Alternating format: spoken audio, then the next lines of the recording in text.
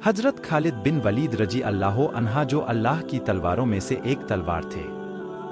आप जिस मैदान जंग में तशरीफ ले जाते अपनी टोपी को जरूर सर पर रख कर जाते और हमेशा फतह ही पाकर लौटते, कभी शिकस्त का मुंह न देखते।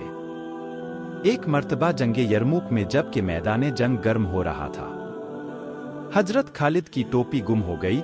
आपने लड़ना छोड़कर टोपी की तलाश शुरू कर दी।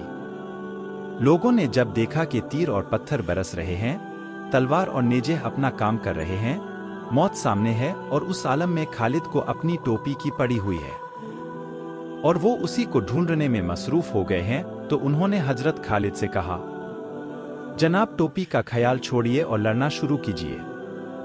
हजरत खालिद ने उनकी उस बात की परवाह ना की और टोपी की बदस्तूर तलाश शुरू रखी। आखिर टोपी उनको मिल गई तो उन्होंने खुश होकर कहा, भाइयों जानते हो मुझे ये टोपी क्यों इतनी अजीज है?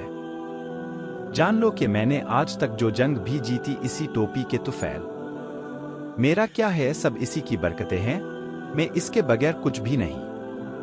और अगर ये मेरे सर पर हो तो फिर दुश्मन मेरे सामने कुछ भी नहीं। लोगों ने कहा, आखिर इस टोपी की क्या खूबी है? तो फरमाया, ये देखो इसमें क्या है।